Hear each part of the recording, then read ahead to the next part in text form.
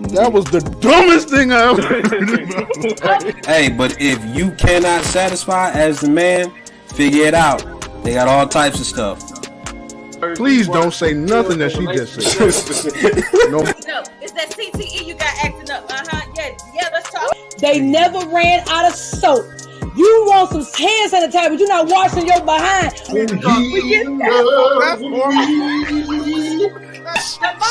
That's for sale. Down, shaking together, shall men give unto your You ain't pressing. Just think to yourself, hey, might not even last. Maybe that'll make you feel better right now. Who talking? Got all types of stuff. And that's my final word.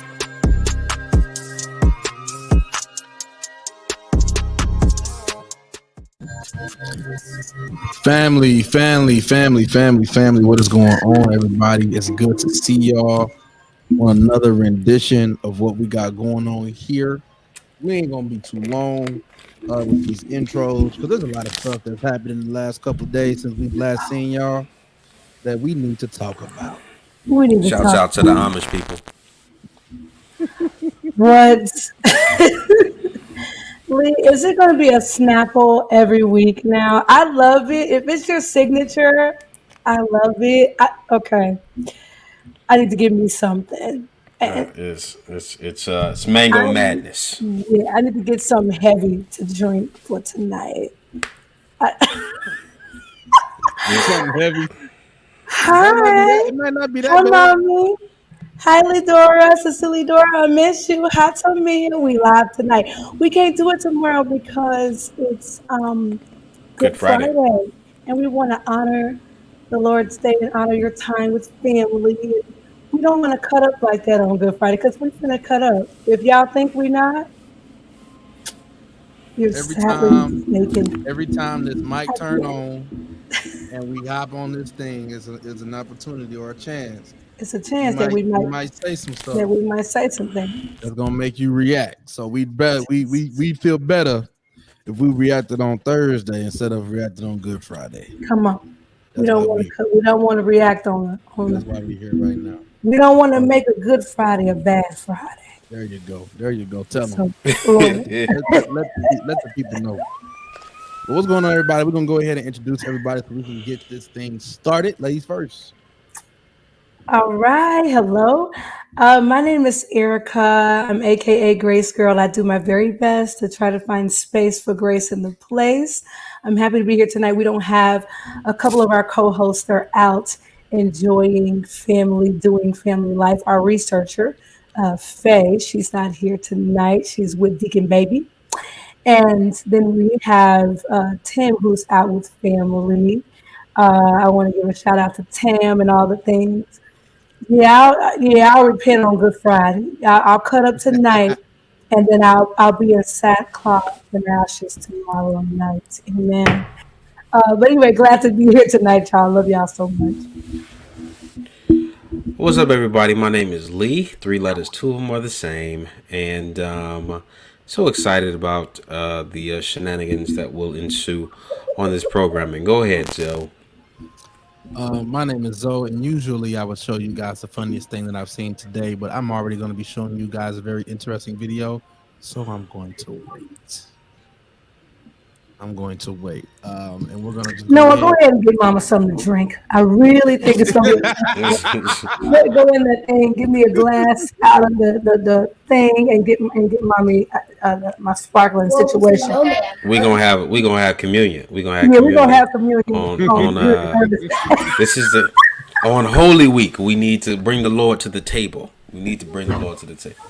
No, just the can. Get it here to show him. We'll have vanilla wafers and cupcake Moscato. Yeah, that's the move. Wow.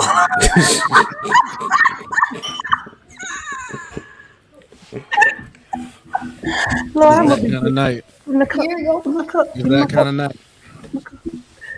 Okay, well. Listen, I see you got yourself edged up, Zoe.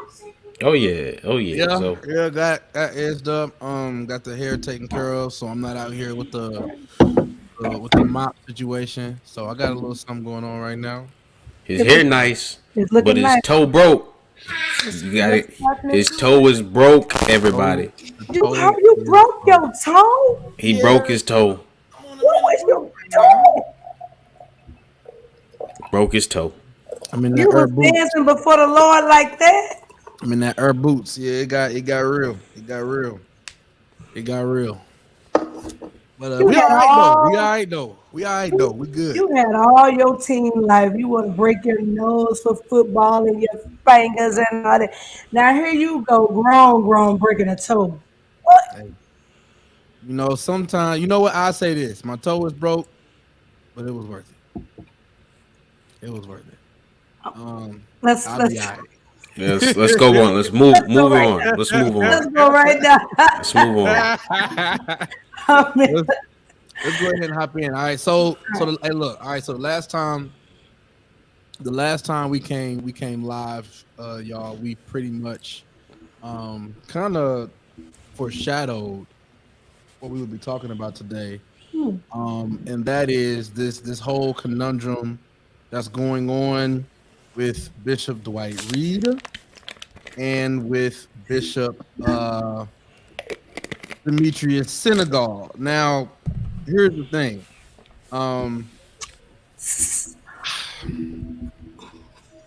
Let me know what. Let me just say what happened. Let me just say what happened.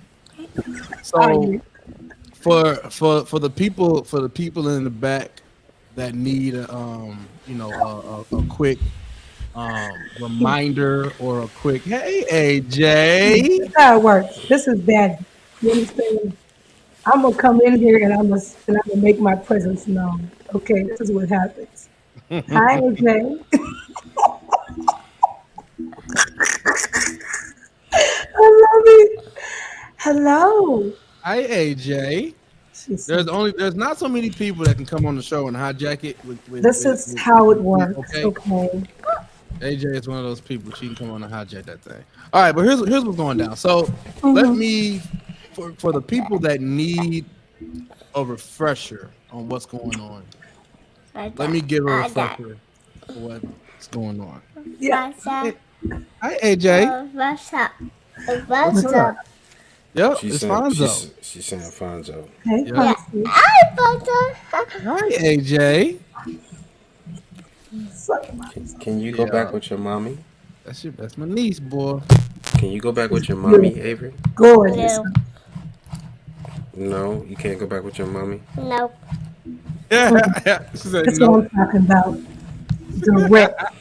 Direct. Out of the mouth of babes. They know how to be direct. Ladies and gentlemen, Avery Scott. Give it up right now. Babe, babe, can you I'm get just your thankful to the Lord that can you get your daughter? they do such a good job.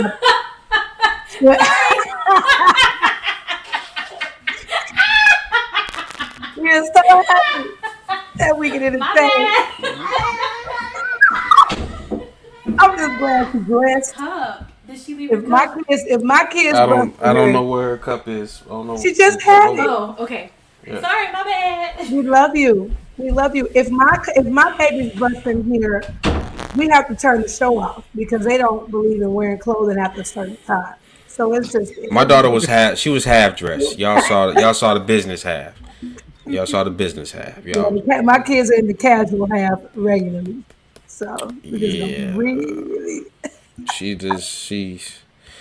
Just pray for us. That's it. Let's They had to walk in. They had to walk in and just take keep care going. of it.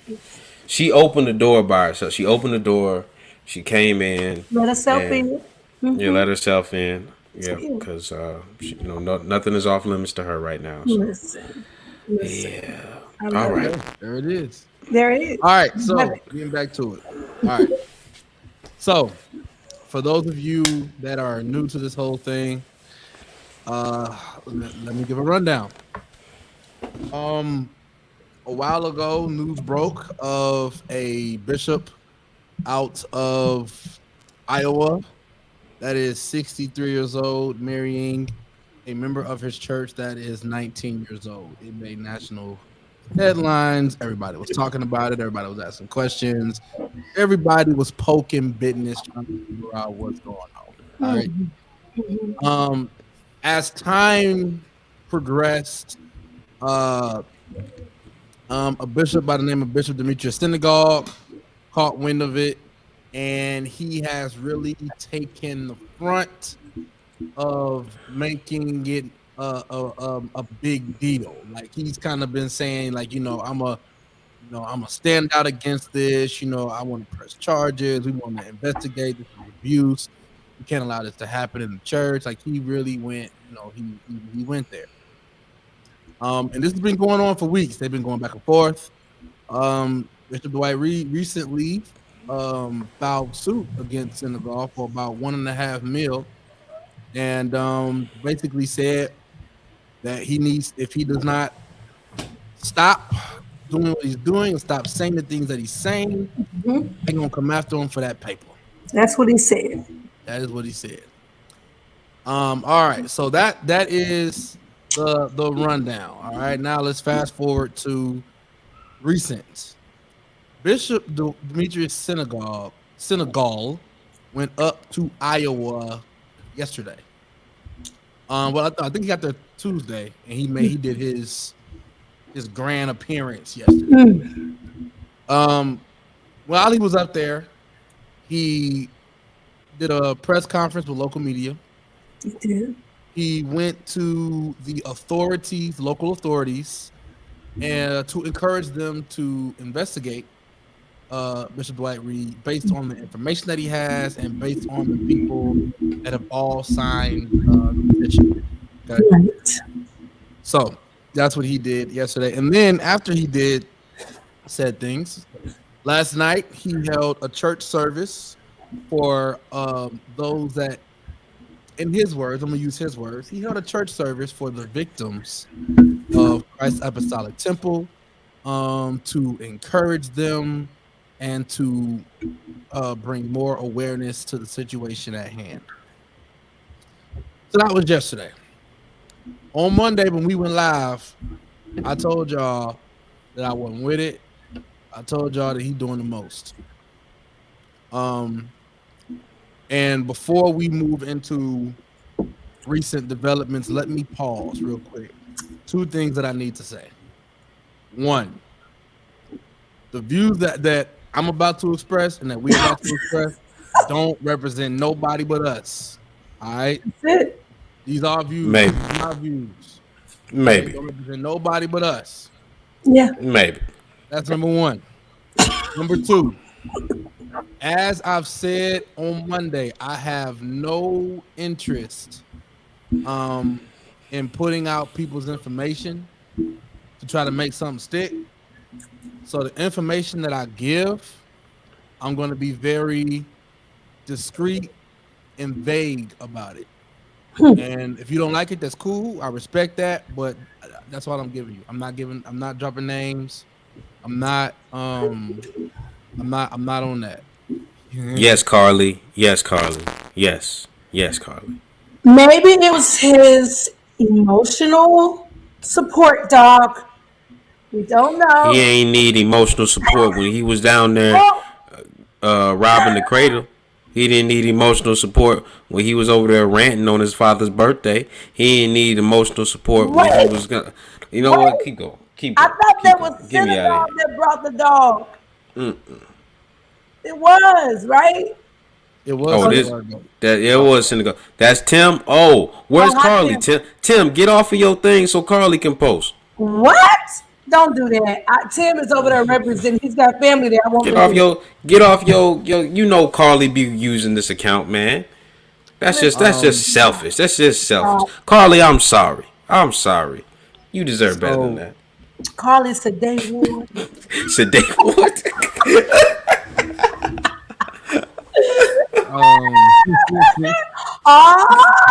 Your wife can let us know. You sleepy? And you are not responsible for your mouth tonight. Who responsible? Are you responsible, sissy?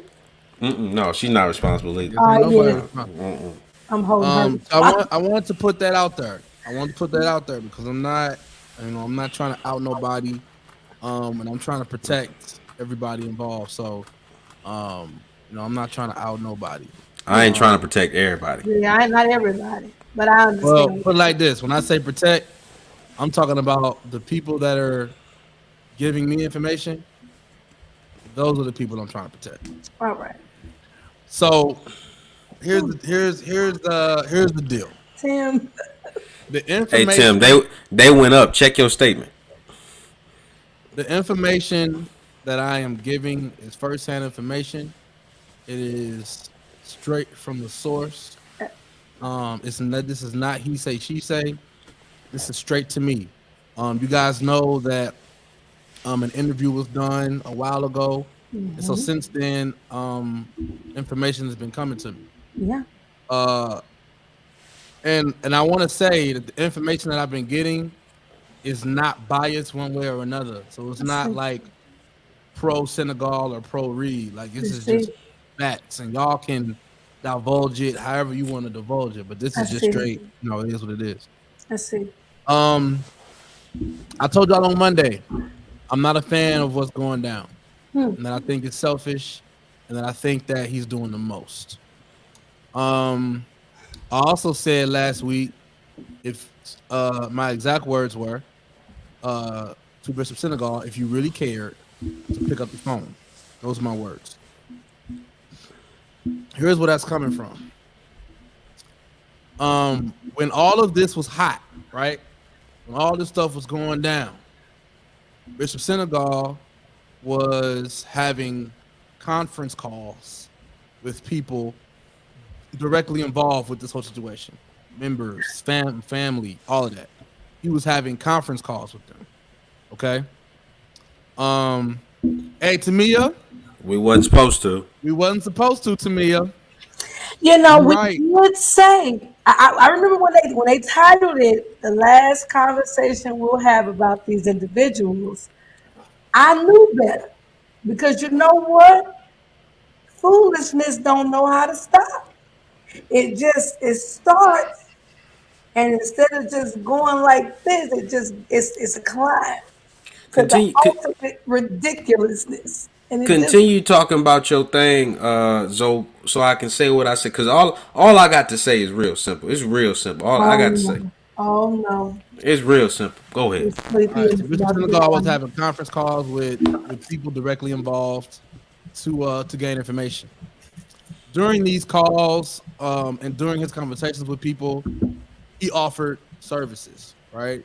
He offered counseling, he offered resources to kind of help people kind of get through what happened to them in the past and what they're going through right now, as everyone is trying to get insight and information. So everyone is kind of pricking and poking at them to see what's up. So it's that time of the year, Brother Elkins. It's that time of the year. The dead stuff comes to life this time of year. It is the signs of life. So he offered resources and he offered counseling. And he offered this to people that he was speaking with and giving information. As recent as about a week ago, someone that he spoke to reached out to him to take him up on his offer of counseling. Now, it was never suggested that he would do the counseling. He just offered the service, right? So whoever's gonna do it, but whether it's him or somebody else, he just offered it. So whoever, right? So recently, someone reached out, someone close to the situation reached out to take him up on this offer. And he did not respond. They continued to reach out and he continued to not respond. So Bishop Senigal, up to this point, up to today, April 14, 2022, 8:25 p.m., has not responded to said individuals that he offered resources to for the information that he got. Okay. Bishop Senigal also went up to Iowa, and during his service last night, during his live feed, his live feed that was for the victims, he took up an offering. And his reasoning was because he was very, he knew that people was going to say something. I'm assuming he knew. So he said two things. He said, one, I'm not doing this for money. There's a lot of other things that I could be doing for money. This ain't it. He also said that the Treasury will be transparent about all the money and all the proceeds that is being received during this time from offerings and donations. That was last night. Since my conversations with people involved, it has kind of shifted how I look at this whole thing. I truly do believe that in the beginning, this was a noble cause. I think that people allowed it to get personal when personal jabs were thrown. To where now, though the cause is noble, the way we're going about this thing is not. And there's something that my dad used to always tell me. He says, perception is reality. So it's not about what you say it is or what you think it should be. Whatever the perception is, that's the reality. How people perceive you is their reality of you. And right now, when you offer counseling to someone that's going through something, and then when they hit you up, you're not responding, I got a problem with that. And then here's the first thing that somebody would say, oh, well, he's a bishop and he's busy. I understand that logic, but here's my problem with that statement. As busy as you are, you weren't too busy to reach out to them for information. But now you're too busy to respond when they need your help. I got a problem with that. And I'm not even going to sit here and say that it's intentional. I'm going to give him some kind of benefit of doubt. I'm not going to say it's intentional, but bruh, you got to pick up the phone, big dog. These people calling you. You got to pick up the phone. You can't offer help, and then when they call for the help, you don't answer the phone. It's true. That's a problem. So, now to me, and you asked the question, who was the offering for? Bishop Senigal last night said that the offering. Great question. Okay, so last night,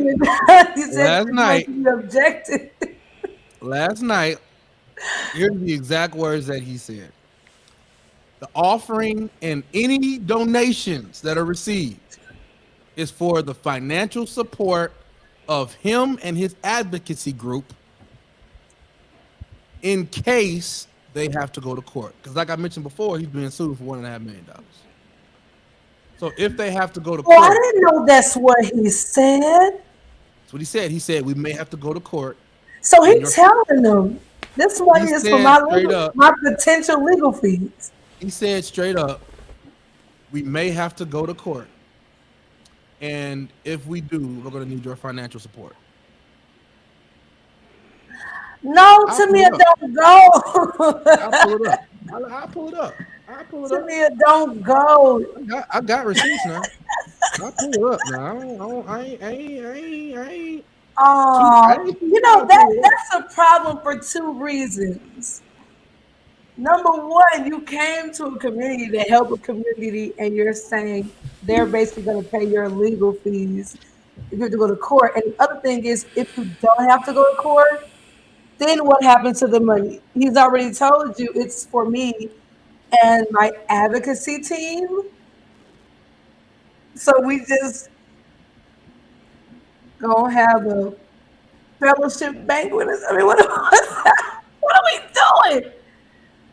No, he didn't say. I thought so. Help me. I thought I watched it, but I didn't watch the whole thing. So he didn't say these proceeds will go to assist the family in launching an investigation, or toward their counseling, or other families who may come forward with things, their legal fees.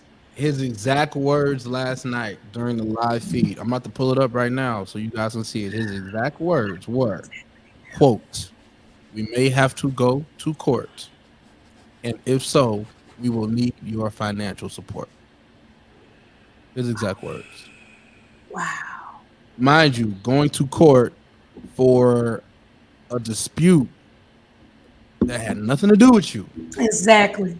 But I admire you for wanting to speak out and help. That's great. But you can't advocate for someone, go out there and do your thing, and then when it comes back on you, you're trying to use other people's money. Yeah, it's two different things. You can't do that. It's two different things. It don't make sense to me. I say it like that.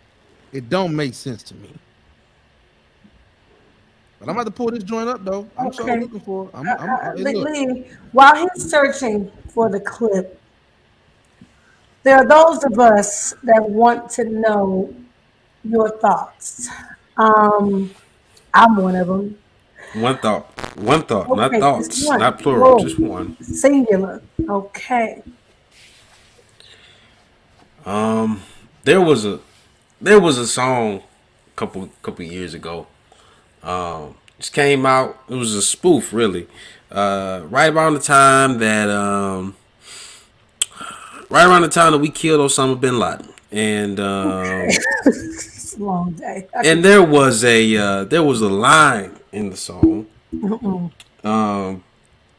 It said, "I hope you're cozy in hell with a gasoline snuggie." Now, that line was used in the song to characterize, to say to Osama bin Laden when he had passed on.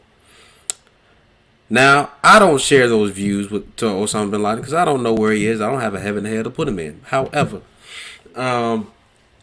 this thing has gotten so far away from what the advertised thing was when he started this whole campaign to investigate old said dude from Iowa, right? And the fact that it has gotten this far with these two sociopaths that it is really a contest to see who is more narcissistic. And it's a tie. They both lose. So I don't understand. I don't understand how people can go. I don't even know why anybody was in his doggone service to begin with, because it wasn't the only thing it was serving was himself.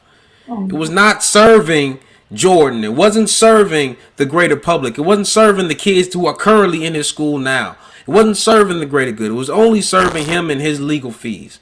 So why is there anybody interested in entertaining or parroting the conversation? Like, why? I wish I would, like, the petition is still fine. I'm cool with it. But I wish that he wasn't the one that started it, because just his name on it makes me want to burn it all to shreds. So, whoever, for what Fonzo said in terms of picking up the phone, being a man of integrity, like, do what you said that you was gonna do, I'm with that. But it seems to me I'm dealing with two people that have a very polyamorous relationship with the truth. So, I don't hope you're cozy in hell with a gasoline snuggie, but you ain't doing too hot to go to another place. That's what I'm gonna say. One thought, only one thought. I'm sorry, a gasoline snuggie? Gasoline snuggie. The thing that you put over and you put your arms through when it got the hood on and you're cozy. Yeah, gasoline. Gasoline.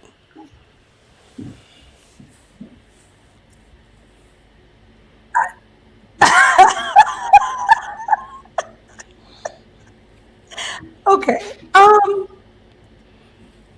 Wow. Okay. Well, they used to. Well, that's fine. I want to say this. I'm sad with how the attention is being distracted. You're right. It is a fight now, a dispute rather, between two guys Sociopaths. Call them what they are. Sociopaths. If you don't know what a sociopath is, look it up. I'm not telling you. But a sociopath, those with those two are exhibiting characteristics of being sociopaths. Continue. Okay. I think what I want to say is I want to help the people with the sociopath stuff, but I hate that it's being distracted. The two in Lee's words, sociopaths, trying to. I think both of them are deflecting. I do. I feel like I'll just read one of our comments from our viewers. It says Senigal and his group needed a win somewhere since he couldn't take Karn in court for taking his wife. I really don't. Did anybody catch a picture of his emotional support animal then? Oh Lord. Get me out of here. Let's talk about Cam Newton. I don't want to talk about these people no more. Get me out of here. Okay. So, It says I got some video for you. okay, we'll take Hold on. If it's video of Karn or Senigal or Reed, y'all again, it's late. Y'all don't want me. Y'all don't want me on this topic too much longer. Lee, okay, we won't be on a long time. All right. Lee, it's video of Senigal, and I would love to get your unfiltered reaction. So, yes, I have not watched this one. Yeah, we about to get canceled. Now, again, all I'm really doing is playing like the last 5 minutes of 5 minutes. What's wrong with 5 minutes? What you mean? What's wrong with 5 minutes? That's too long. I don't want to watch them for 5 seconds. You about to put 5 minutes of them on the screen? I might get up there and walk out. We'll see what happens. Just please Let's see what happens. Roll the clip.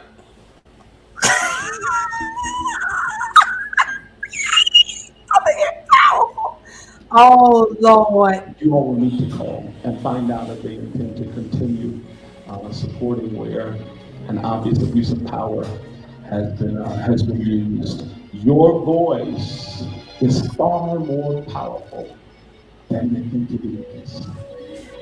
What you've experienced and what you've seen, and I know there are things that some of you all have not even shared with us yet. Your voice, your hand, this is not. And it is his hand. And we need to work together. This is not the last time that you will see me. This is not the last time that you will see us. We're committed to walking with you all through this battle. If again they come at me, so be it. I'm the Lord's prophet, and it's his assignment to vindicate me.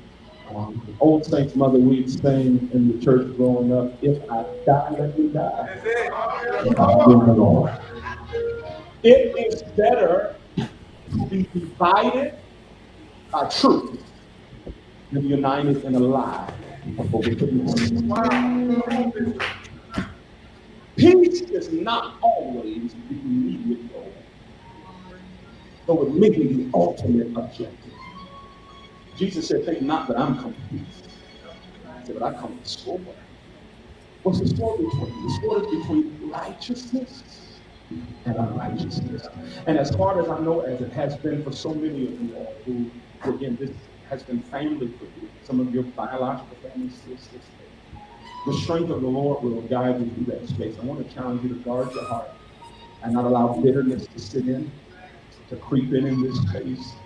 I want you to operate with a measure of mercy and empathy, understanding that spiritual powers of manipulation that you may at one time have been under, they may still be under. And as you came out, you got to exercise your faith, but they're coming out also. So be looking for that info line. Again, if you want to be a part of that support group, text SHDM to 54244. You'll get the link to get that. We're going to continue sharing with you all what we need you all to do. How many of y'all on the text blasting list? Some of y'all on the, if you're not, I want you to get on it, because that's where we're going to be sending you information. And this information I don't mind publicizing, because I'm sure there's some spies on the text blasting line too. Glory to God. But we don't hide in righteous work. Nothing hide. And so be looking for the information. The pastor Carter and First Lady Carter, thank you all again for opening up your doors to us. I hate that we are meeting under these conditions, but we honor the Ooh, this musician. Come on now. Now, who's Carter? Huh? I don't know who Carter is, but Cameron, God bless you. Forgive me. Listen, some of y'all need a second job as a detective. Glory to God.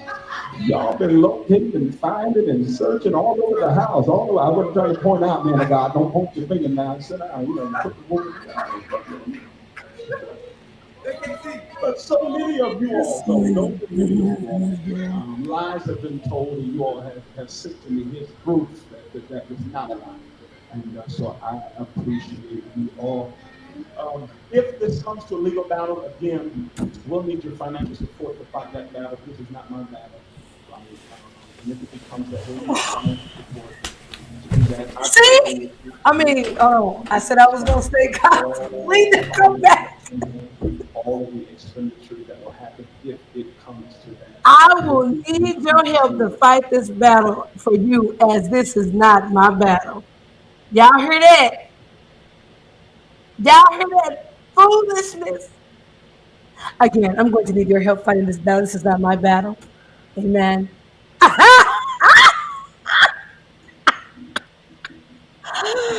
Woo, the foolishness you can say in the pulpit. Musician and a mic.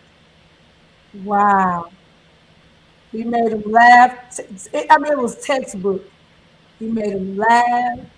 He got him open, distracted, and said, now I'm going to need your help fighting this legal battle. Amen. This is not my battle. I'm fighting for you. Literally out of his mouth, the man said, this is not my battle. This ain't my battle. This is y'all battle. Y'all need to pay me to fight y'all battle. But you ain't no attorney. So we get ready to hire you with our tithes and offerings. I'm so sorry. Pastor Lee, I'm so sorry. He told the people right off.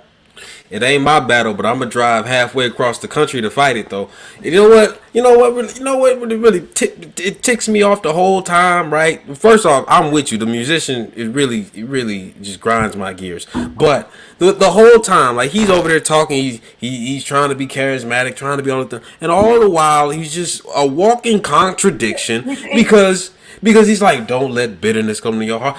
You bitter. This whole thing is because you bitter. You know, oh well, this ain't my fight. How is it not your fight if you the one that drove? You didn't have to come here. You didn't have to use somebody else's church that you got his name wrong. You don't even have to do that.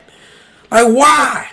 His biggest thing, one of his biggest indictments against Mr. Reed is that he said that he was perverting the pulpit. Now, the word perversion in its natural text, without all the extra that we put on it all these years, is just mixture. He's saying you're using the pulpit for something it wasn't intended for, sir. While he does the same thing, this Negro said that he was, if I die, let me die. That's what he said. If I die, let me die. Who is persecuting you, sir? In the army of the Lord, right? Who's persecuting you, sir? Who's persecuting you?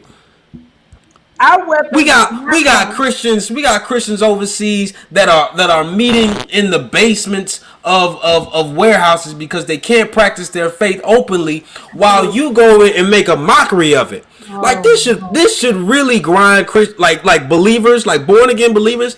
Y'all should be upset.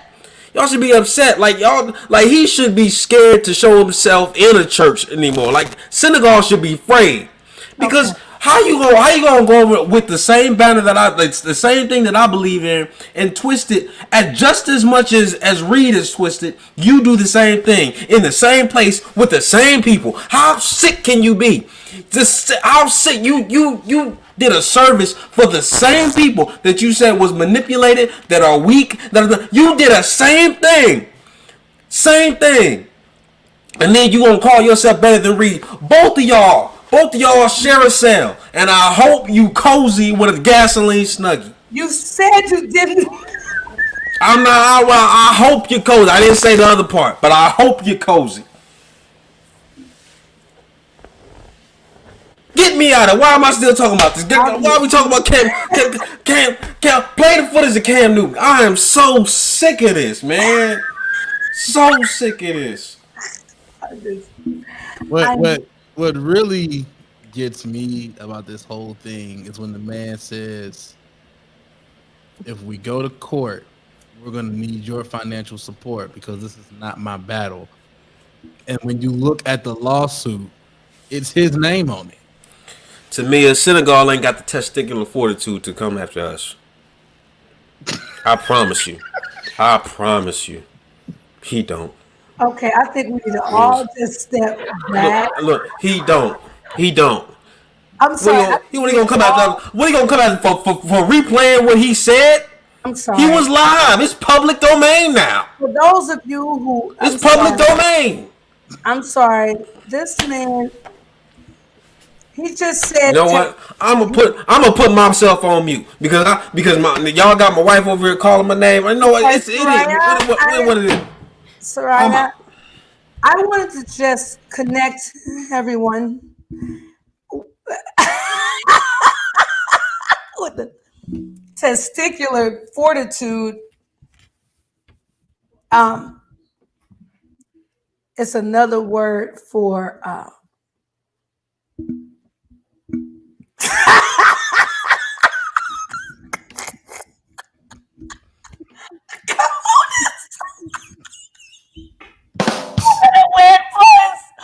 I'm in a weird place now. I do want to say, I think that Mr. Senigal he'd have to be suing people for he must sue news reporters and all those things. I didn't even know what was said. I'm just listening to what he has said. And he said, this isn't my battle, so I'm going to need your help fighting this battle. I'm going to need help with my legal fees. And if I die, let me die. Because this ain't my fight. Because this. So I'm going to die. So I'm going to die, E. Let me die, but this ain't my fight. This ain't my fight. This ain't my fight, but I'm going to die. He said, before he said that, he said, let him come after me. Let them come after me. Well, yeah, if someone else is paying the fees. Lee needs to call. Tim, what'd you say there? What'd you say there now, Chuck? You say I need to call. You know what? Give me the number, Tim. Give me the number. Okay, I think we should go now. Give me the number, Tim. Send me the number. You know what? You might be right, Tim. You might be right. I need to lay on somebody's couch. Let me say this. Let me say this for you because I know we're gonna end up moving on. But let me say it doesn't exist. Like real talk. I say this. Like at the end of the day, all right. You can't. Well, Carlos is awesome tonight. You can't live in this this era. Where I ain't never met you, Carlos, but I fooled with you all night, bro. I fooled with you, Carlos. You've been saying the good stuff tonight. Right. How come you talking through to me though? Get on. You got a Facebook, right? You got a Facebook. Tim got Carly out here. Can't say nothing. Carly can't say nothing because Tim took it over. Come on. To me, it said I took his phone. Yep, that's what happens. Real talk. I feel you, Carlos. Us battered men need to stick together. I'm gonna go now. Next topic. You can't do this whole thing about trying to hold people accountable, and then not expect people to hold you accountable. Exactly. Like, let's just be honest. Exactly. So, it's just look. All I'm saying is, Sticks and Stones is a fair platform. If he wants to come on and give his piece, very fair. I just want to know, when you say perversion in the pulpit, when you say mixture, using a platform for something that it shouldn't be used for you're soliciting legal fees for a battle that is against you. It is against you. The top of the thing is, it doesn't say Senigal and his church and his acquired supporters. It says him. I mean, you guys are in a dispute. It says him and Safe House and Safe House Unmuzzled. His advocacy. Yeah, you guys are in a dispute against one another. Both of you are in a dispute with each other. This is not a dispute that if you win the dispute, you get some sort of a damages for people who have been abused or oppressed. So it's just against you. You get in the clear, and he moves. So let's move on because I'm very proud. Everybody say it with me. No Gasoline, Snuggies. snug, No, we are not going to say gasoline Snuggies. gasoline, When I snug. was younger, they used to say gasoline draws. Now they want your whole body in clothing. Come on, hey Fonzo, come on, let's go. I'm done. Let's go. To me, I feel you. She said it's a You protection. must be filtered at all times. It's a Well, it's a we're gonna protection. You gotta let them fly. Let I'm them very fly. proud of We're gonna myself. leave I've been that. very calm today. We honor God. We do honor God. No, but hey, we still got to talk about this candidate. See, this why we done filibustered the whole thing. See, this was the thing that was gonna get hype, and we missed it because we talking about these two. We ain't missed it. We got some time. We got a little time. We ain't missed You it. have like 9 minutes, guys. Right. We'll make I it need long. more time to work up to a frenzy. I need more time. Well, we're gonna use the 9 minutes we got. So moving on to the next subject, Amen. which is the podcast that made every woman upset, and that is Cam Newton's recent podcast and the things that he said. And I'm not gonna even introduce it. I'm gonna just play it and let y'all see it for yourself. And it is what it is. Aesthetic of what they deem is a boss chick. Now, a woman for me is handling your own, but knowing how to cater to a man's needs, right? And I think a lot of times when you get that aesthetic of like I'm a boss, like I'm a this, I'm a that, no, baby, like, but you can't cook. Okay. You don't know when to be quiet. You don't know how to allow a man to lead. All right. That's it. That's what he said. All right. Now, I know what I got from that. I know what I got. But I am curious from the ears of a woman in which he was addressing. E, your thoughts?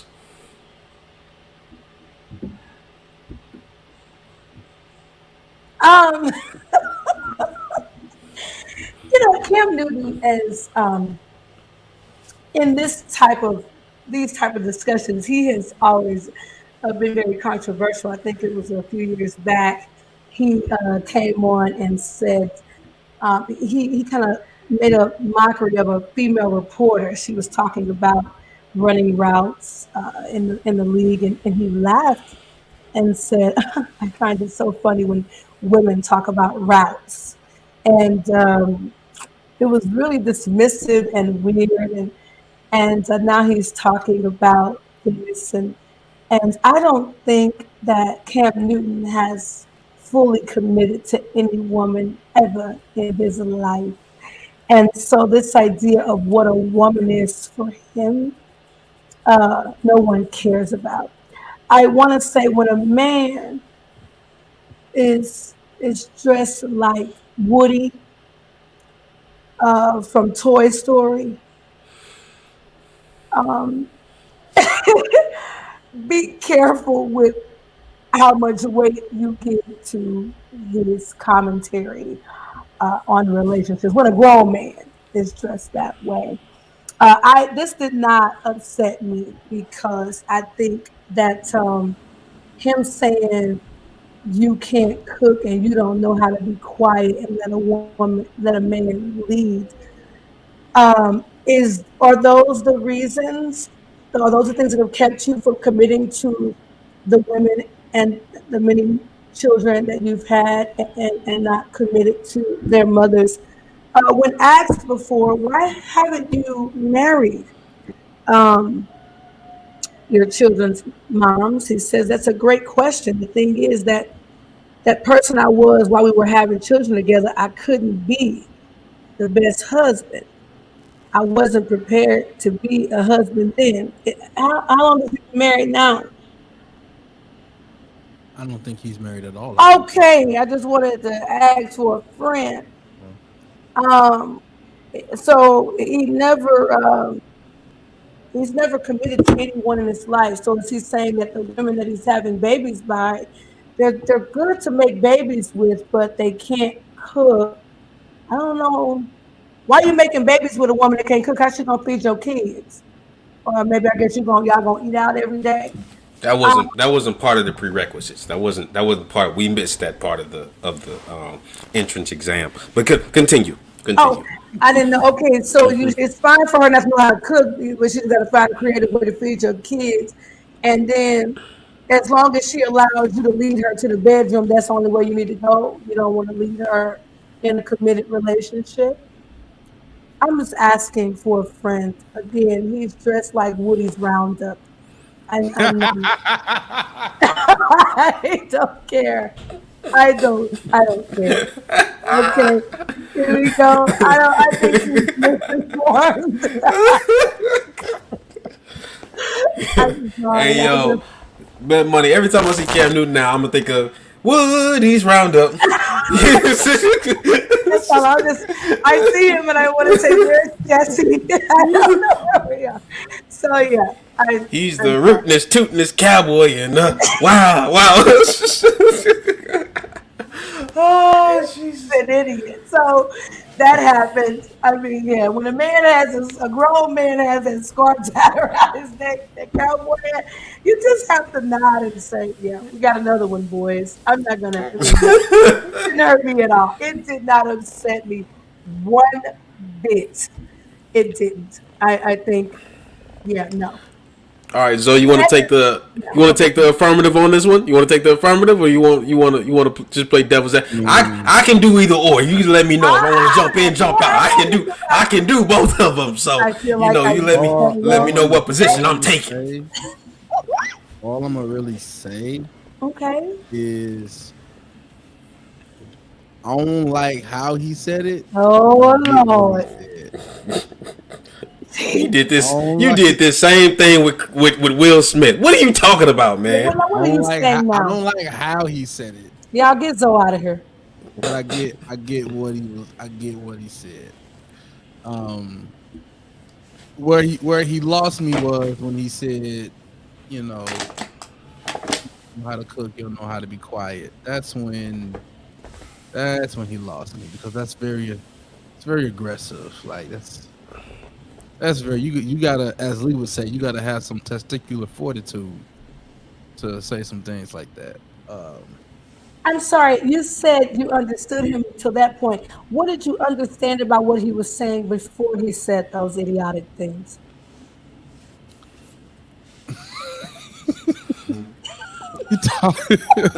He talked about, like, essentially his whole entire conversation is speaking on today's culture when we talk about the idea of submission in a relationship, right?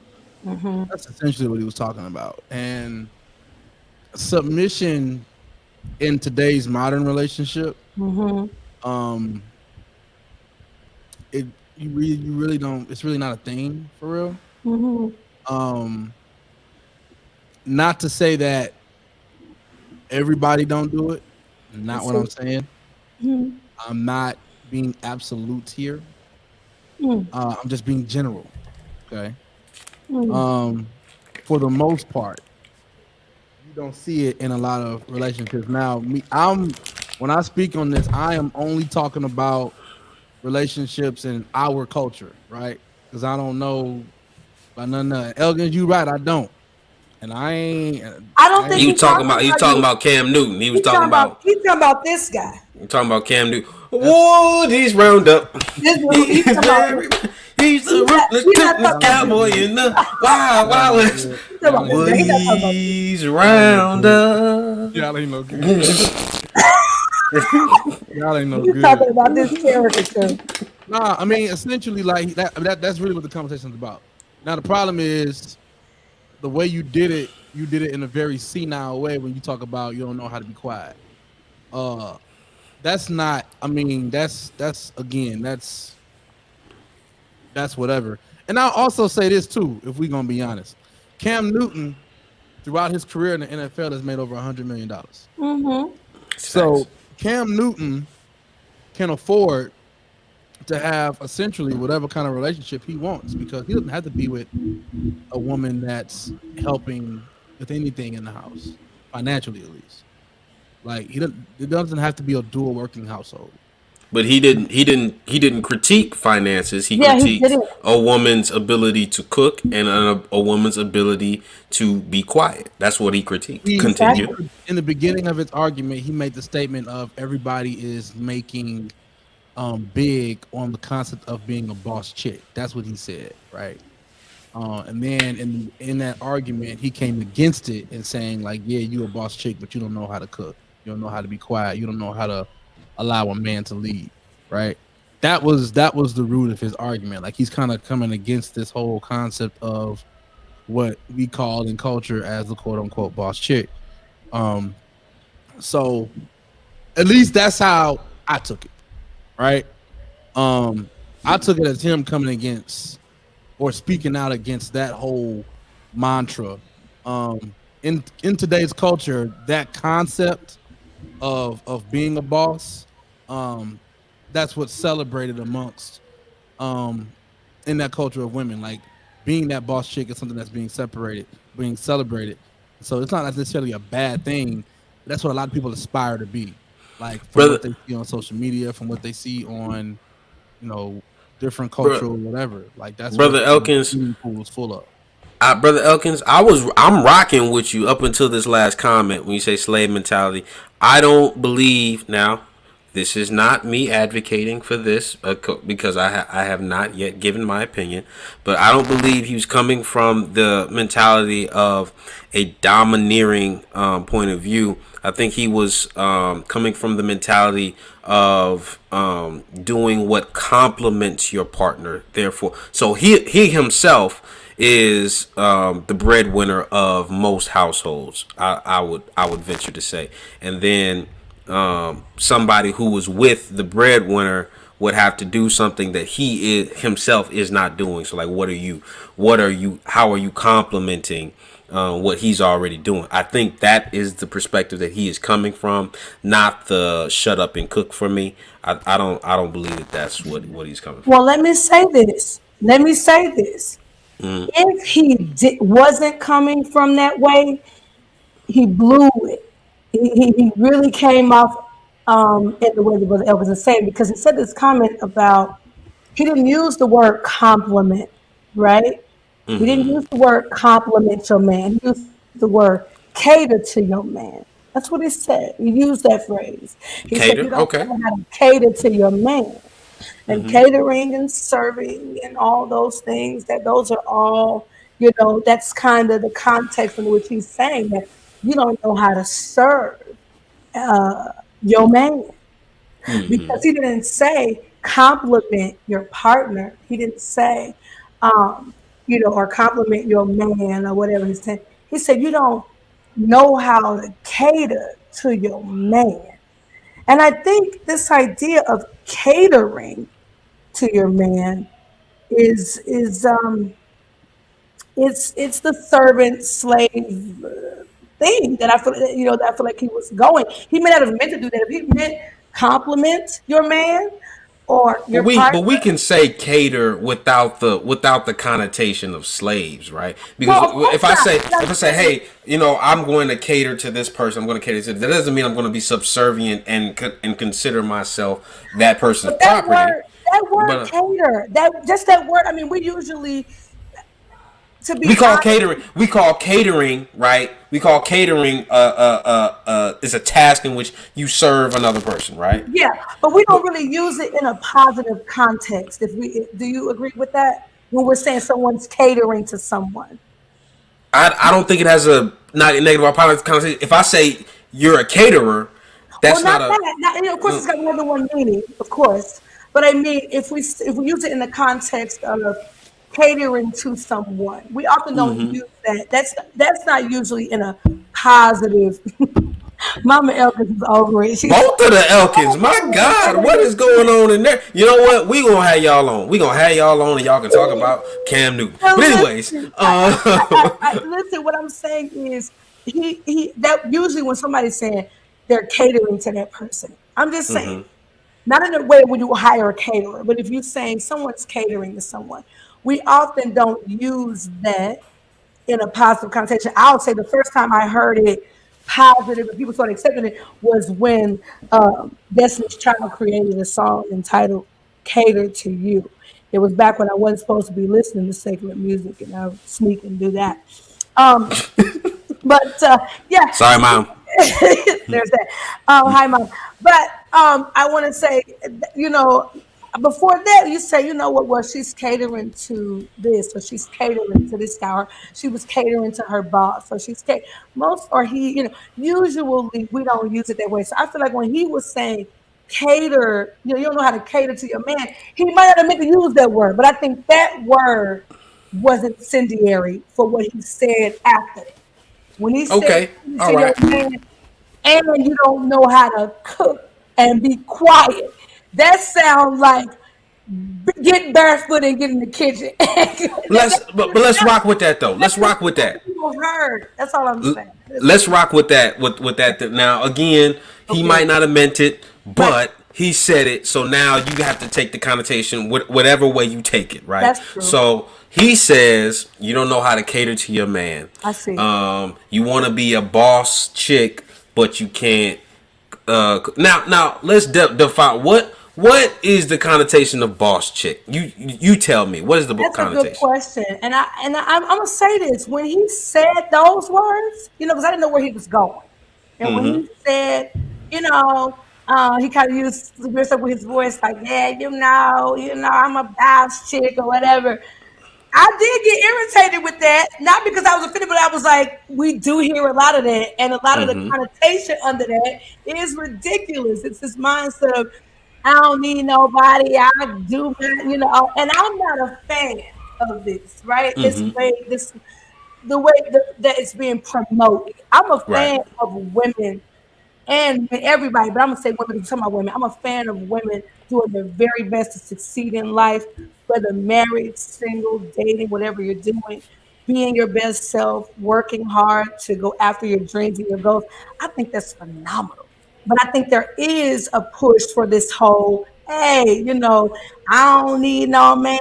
There's a whole vibe, even in movies I see and shows they're promoting and all that. There's this weird thing where the women can't find love, and it's because everybody's intimidated by me because I'm such a boss, and it's like that, and I just think it's ridiculous. So when he first said that, I was like, he probably gonna say something I agree with. When he said cater to your man, which is, I just want to clear up. Cater, one, the first definition is catering, like in a business, serving someone their food. That second connotation for the word cater or meaning means to provide what is required. See, that in a relationship, I don't know. Like, you don't know how to provide what someone requires. I'm like, I don't know what you mean by that until you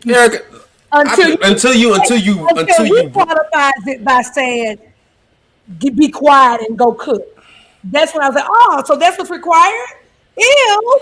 I think for him, that's for him. He's talking about what's required in a relationship with him. All I'm talking about is him. Because if I'm talking about cooking, cleaning, knowing when to be quiet, be clear in any relationship. That's really important for women to know when to be quiet, or for men to know when to be quiet, right? Your woman gaining some weight, but you just had your baby. Know when to be quiet. Don't say, woo, you sure put on a lot of pounds. It's weird, it's gonna hurt. Know when to be quiet. Or if you know y'all not seeing eye to eye, somebody gotta know when to be quiet. I don't have a problem with that phrase. It's in the context of cater to your man, know when to be quiet, and know how to cook. This line that he went down of go be barefoot and pregnant, serve me my dinner, and be quiet about it. That's okay. All right. So you said a lot. You said a lot right there. You said a lot. I'm just trying to be clear on what you're saying. So you're saying that what he said, as far as when he said cater to your man, And when he said can't cook, He said cater to what a man needs. I think he said cater to what a man needs. Is I think what he said. I can't say it verbatim, but whatever, you had a problem with the catering. In succession with right, so catering wasn't but catering became a problem when he qualified it with you can't cook, this is what it means and you can't be quiet. That's what he said. Yeah, when he said this is what it means to cater, I said okay. I think you cheapened it when you did that. You did. Okay. Now you would not have had a problem if he had stopped at cater. I would have. Let me tell you. Because I want to make sure you understand where my problem started. Okay, all right. I'm gonna tell you because I want you to know I'm a good person. My problem started when he showed up like this and said, "You need to learn how to cater."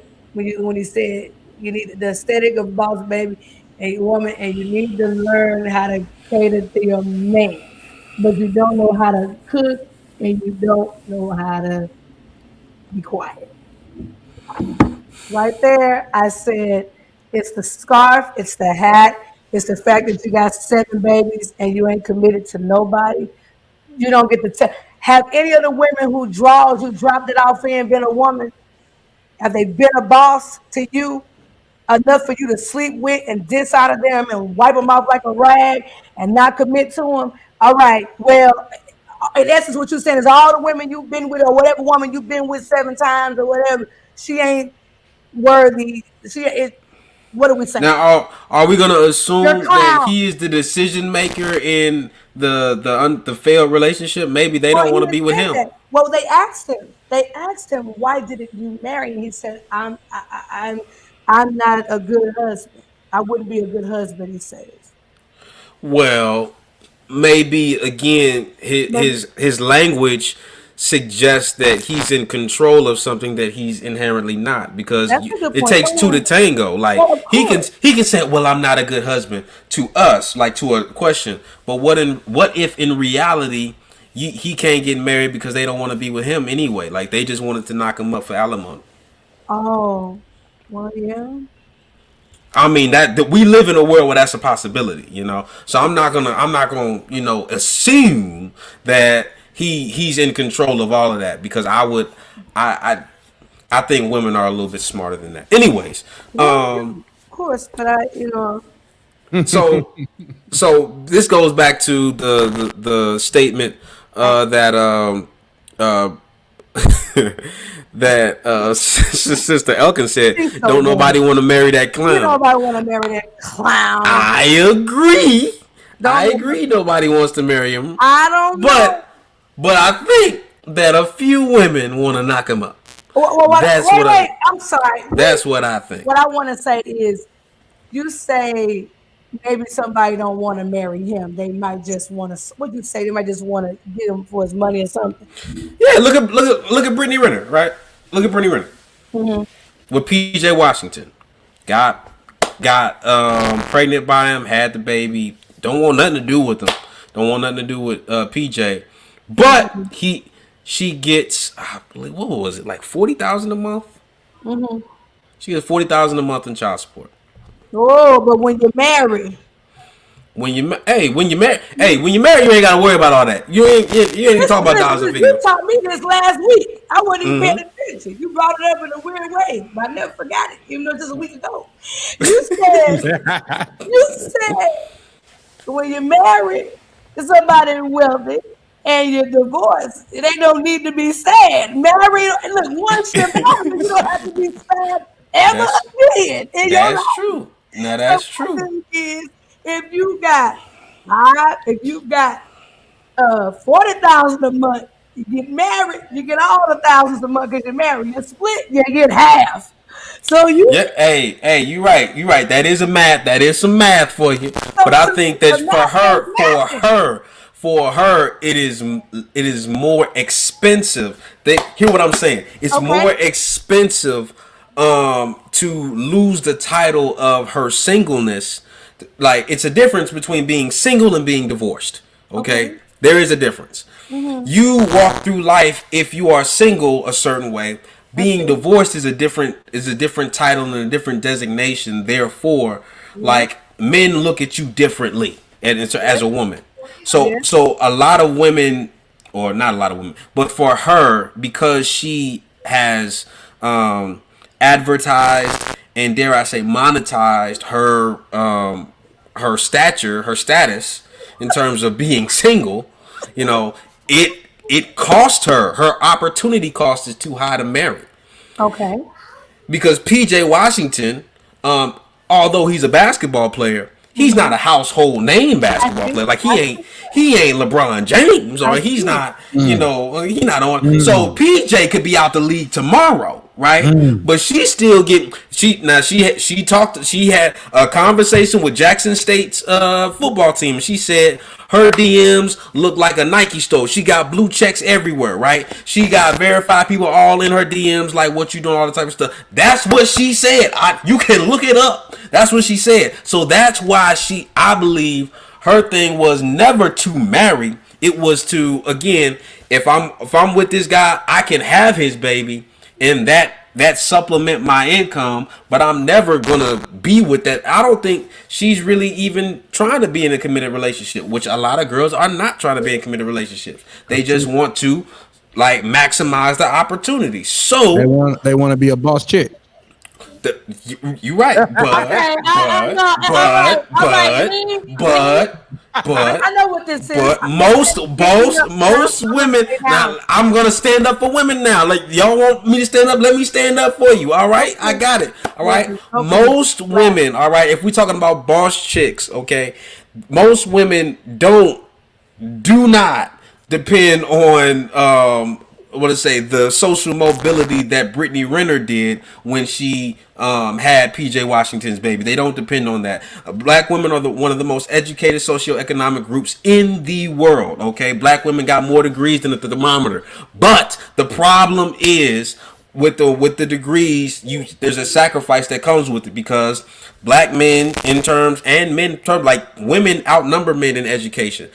Women outnumber men in those spheres and stirs of like when they're trying to actually get a relationship. So it's harder for educated and professional women to date in their same socioeconomic thing because men aren't there. So we say boss chicks, and like there are a lot of what you would quote unquote call boss chicks. They did not get there the way that Brittany did. They got there by way of their education. They got there by way of their professionalism, all the type of stuff. Now, they did not get there. Auntie Yvette, pop that comment back up. Not all boss chicks are married. Not half. Most. If we're talking about boss chicks, so let's say boss chicks are those. Now don't get crazy, though. It's the truth.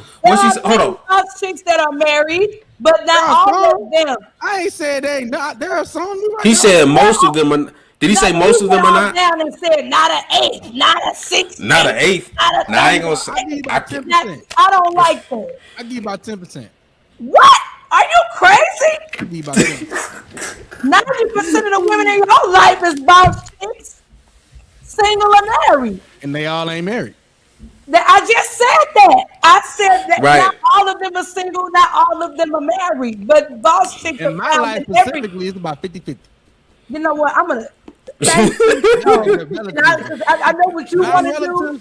I know what you want to do. You can, because you got preachers out here collecting money and doing weirdo behavior. So you want to just throw a grenade in here. But there are boss chicks who are married, single, widowed, divorced, all the things. Okay.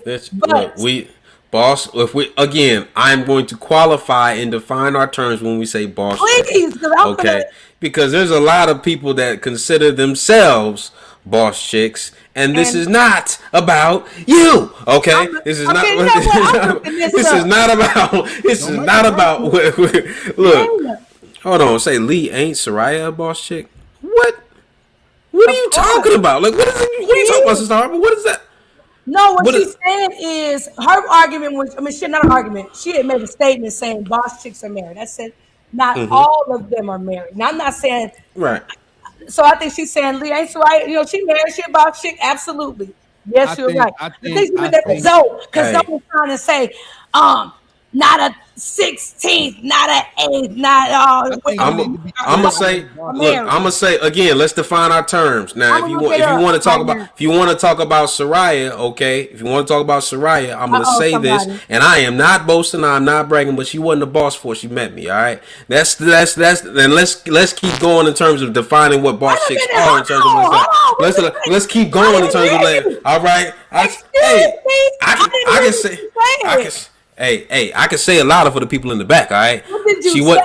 she wasn't the boss before she met me, okay? She wasn't the boss Did like you so say you she the was woman the yeah, no, boss she was not no, she was not. No, she was not. All right. Mama Elkins, Y'all me think out of here. ew.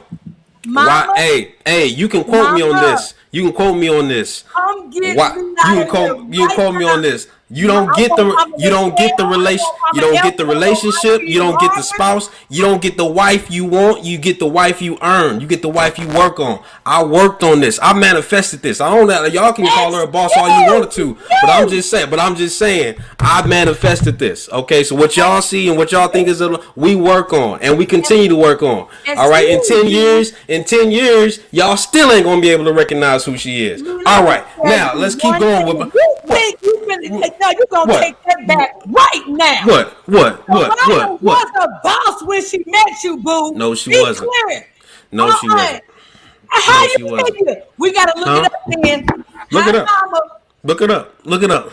Oh Lord, my Look at. Hey, hold I'll on, hold on. bring her on. I'll Everybody bring her stop. on and we can talk. I I'll want bring her on. everybody to stop right now. I'll bring her on and we can talk about how we Who said, came together. Nana, if you think you finna take over my account and say hi, mom, or should I say Jessica? When I get to whooping your behind, you gonna know what you need to say. It's mama. Okay, I'm sorry. Oh, she like. Turn it off now. Now, Yo. Mama Elkins, get him. Y'all, he going crazy. Look Hey, at boss chick. I said what I said. Let me And read. y'all. Can Yeah, you and y'all. define boss chick, please? Yeah, I can define it, but y'all, they got personal, and I was trying to set the record straight. They got personal and got the record straight. All right, a boss chick, together right now, and you a boss, define it. a boss chick right now. If we're gonna define our terms, is a woman.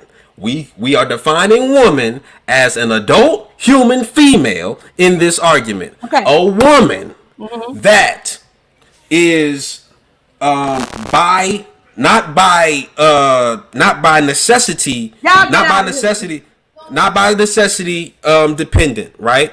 She can be independent, however, she willingly gives it up. All right. A boss chick is someone that can handle business on their own if they need to. A boss chick is someone that can stand on their own too. They don't need, which is again the toxic mentality that we have when we say we don't need nobody, don't want nobody. Again, it's a dangerous line because when you say you don't need nobody, don't want nobody, that's really counter to who women are. So, anyways, Nothing you have said has said that Soraya was not those things before she married you. So I'm gonna ask you again. What you mean she ain't a boss before she married you? She met me in 2015. All right. Now, of the people on this channel, how many knew her in 2015? That's what I thought. Okay. So unless you gonna bring me actual anecdotes of why it is that you believe that she is the person. She wasn't from the city that I knew her from. So you introduced us to her. That ain't fair. The bottom line is what? It's not about introduction. It ain't about introductions. It's not about introductions, all right? You explain yourself, Lee. You not explaining yourself. I'm explaining myself really, really well again, but y'all, you have to open it. Like you are closed minded. You about to open. When you say boss, to me, again, I'm defining boss chicks, right? I'm defining. If you're gonna call my wife a quote unquote boss chick, I'm defining what I think that is. Okay. And all right, a person that willingly gives it up. I choose to be with somebody, not I have to be with somebody, not that I'm forced to be with somebody that willingly gives it up, and somebody that is willing to conform to whatever it is that they need to do for the supplication and the betterment of the unit. So when I say boss chick, right? She was not that way when I met her. And again, I'm going to go first. Me personally, I have never had a committed relationship, a serious committed relationship until I met Soraya. I wasn't what you would call a boss man. I wasn't that either. So you agree then? Let me ask you. So then, do you agree? Are you saying boss chick or boss chick and boss man in context of marriage or relationship, or like, because what I'm saying is you're saying it's holistic. It's holistically. Okay, so can a single person be a boss chick or a boss man? They can, right? Then you giving it up. What do you mean when you say they're giving it up for something? What do you mean? What are you saying? Okay, so I mean that this person can exist on their own, be successful on their own. Yes. They can thrive on their own. Yes. And they sacrifice it for something else. So I can't believe you're saying this. What I'm saying is, so you're not a boss chick or man until. Are you saying she didn't sacrifice anything before you? No, that's not what I'm saying. So how was she not then a boss chick before you? Again, the requisite is she can exist on her own. And she did before you, right? No. Oh! No. Jesus! No. Again, like y'all, if you want to write the story, or you can listen to the story. I'm trying to listen to the story, but I mean, this woman was. You can. Listen. She was a what? She was a what? This woman was a whole. She was a whole daughter of Zion when you met her. She was. You know what she was and what she was about and what she's worth by the price paid for. She a boss when she born here. Like, what you mean? Like, Christ paid for her life. Like, when you say she can't be a boss before she meets me, you could say she could go her next level boss. The Bible supports that. Like, you find a way to try to defend, you obtain favor, like you go to your next level favor in bossing, but not a boss before you. It is not my place to get on here and tell you her story. However, okay, if you would listen to what I'm saying, all right, and take it from where it is, okay, I'm going to say it again. All right. My wife, from the definition I gave you, was not what you would consider a boss chick. Now, was she anointed?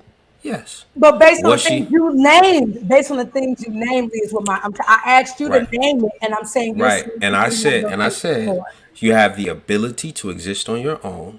Granted, she was in college when I met her, right? She was in college. She still was underneath the covering of her parents and her older brother. Shouts out to E, if you're listening. What's up? She was under the covering, but when you thriving, like doing great, like actually progressing, that in every sense of the word, I can't, and she would not tell you that was what her position was. Now, if we're gonna talk about everything that you see that again that's manifested now, she wasn't that person in 2015. She wasn't. Okay. Now, if you go again, if we're going to put it into my terms, that's what it is. That's what it is. Now again, y'all put Soraya in there, but I wouldn't put Soraya in there first. I would put myself in there because again, I was not what you would call like my cousin Tiara said he got to show me that he's a leader before I'm going to do anything, which I believe is bogus. But I wouldn't be considered in many instances a leader or good at any type of relationship. Because like I said, the first committed relationship I had ever been in was her. Do you believe being a boss is in context of relationship? No, it's about actually being able to exist, to thrive, to knowing that you can make it, knowing that you don't need somebody, but it becomes a choice, not a necessity. That's boss. Like that is what that is. Now, it's not about something or some. It's not about. It doesn't always have to come in the form of a relationship. I think that's because we're talking about it in the form of a relationship. It doesn't have to. Right. All right. You can be single and a boss, but that just means that the sacrifice that you make comes in your terms, like terms of you. So instead of doing this, I do this. Instead of doing this, I do this. Doesn't always be a relationship. For me, I was not that way. I was really quite opposite that way until late 2014. And then in 2014, when like God had to break me all the way down to the white meat, that's when I was actually finally able to be in the same zip code as what would be considered my wife. So, okay. I'm glad you guys came to my TED Talk. We're 31 minutes over. But, I think we're finally getting through, don't you? I don't think we're getting anywhere. We got to have another discussion about this. I honestly, we do, because I don't understand what you're saying. You don't understand. You don't understand my definition, or you don't understand the process in which I'm alluding to. When I look at your definition, Mm-hmm. I see that someone can be a boss before that. When she could be, but she wasn't. Like Soraya Scott was not. So that's what I'm referring to. But you were saying that a boss chick is boss person is someone who doesn't need anybody to thrive, right? Is that what you're saying? Yes. So what you're saying in essence, is that the definition that we're going with then? Independently can sustain, can grow, can thrive independently of anyone. So that's what a boss is. Right. I'm not now. We saying boss chick because that's what the word, but just being a. I'm right. saying yes. It's without gender to be a boss. To be a boss is to be independent of anybody. Yeah. Right. I feel I think that you guys made each other's lives next level, and I'm gonna get you so warm. I believe that you guys took each other's. I believe that you guys took each other's lives next level. I believe that, like you said, there is hard work involved. There is communication. There is growth. There is submission. There's pulling back. There's leaning in. Like I get all of that, and I think that's beautiful. I think that's why the partnership is amazing, and that's why you guys have grown as people. I think where you miss me is saying that. But you're right. I cannot say that I'm missing you, because if you have your definition, it is what it is. But when you said that neither of you were a boss before you got together, I think you're saying it in context of, I guess, maybe earning value in terms of like you guys were both young, you guys were both college age, you guys were both figuring it out. Then it was just a life stage. It was a life stage. It had nothing to do with money or income or anything like that. It was just a life stage that we were currently in at the time. Yeah. Now, we could have been 30s, 40s, 50s, but if we were in those similar stages of our lives, I would still say the same thing. I mean, now I can talk about my own, and again, my testimony is way longer than what we have time for. Of course. But I can say again that I would not fit the criteria of what I would consider a boss, right? I would not fit that criteria. And if I'm going to be consistent, I would have to say again, my partner wouldn't have fit that instance, and you know, we were cool with that. I was cool with that. But when where it gets hairy and tricky is when people say, "Nah, she was this, she was that." Okay, well, again, you have your opinion, but you know, I've been here for I've been here for 7 years. Ain't missed a day. You know. Hey, so you saying you know what's going on in your life? I feel you. Hey, Carlos. Boss chicks Can't live with. Boss chicks. Hold on, let me help you. Boss chicks can live with their mama if the purpose for which they living with their mama is a boss move. Boss people call themselves bosses that move out early and getting a bunch of debt. That ain't a boss, dog. You ain't on your own. You owe the world. If you live with your mama, but you there because you stacking paper and handling business, you still a boss because you're making a boss move for a purpose. So just being out of your parents' house and doesn't make you a boss by any stretch. That has nothing to do. If we gonna go by that definition, like doesn't make sense. Some people make a decision to remain home so they're not wasting money and time. See, that's true. That's true. But the purpose of it makes it boss. The purpose of them living with their if they saving to own and not lease or to own and not rent and to like that's okay. We can get with that. But just maybe they ain't doing that. Maybe they not doing that. But what I'm saying is, having purpose makes you. I believe having purpose makes you a boss. Knowing your purpose makes you a boss, and going after your purpose makes you a boss. And then, of course, all the things that happen as a result of you being on purpose road. But like he said, Lee's definition means if you're a boss, you're self-sufficient. If you are, other people say if you're a boss and you don't. You're on your own, you're handling life on your own, whether you singing or swimming, you're doing it by yourself, it's just you're a boss. You raising kids on your own, or you're living alone, or you move out of state and you handling, everybody doing their own boss thing. So I guess the definition just shifts all the time. I take issue with that because I think that this idea, I take issue with the not being a boss before, because if someone thinks, well, you're not a boss if you're not married or you're not in a relationship or you're not whatever, I think that's not my definition. No, I know that's not your definition. I'm saying there are people that think that way. If you're single, you live at home with your parents, you got a purpose for why you're there because you're single and you're trying to do some things to make certain that you don't destroy your life, then you have a purpose for why you're doing it. You stand there on your own. I mean, people look at you and say you stand there and saying that's not a boss move. I don't know what that even means. She says, Tiara Thomas says, listen, boss means motivation and ability to make your goals, dreams, and attributes come to fruition. I actually like that definition. I agree with that. It's a nice definition, T. But I'm not going to ask the next question. All right. Next. Okay.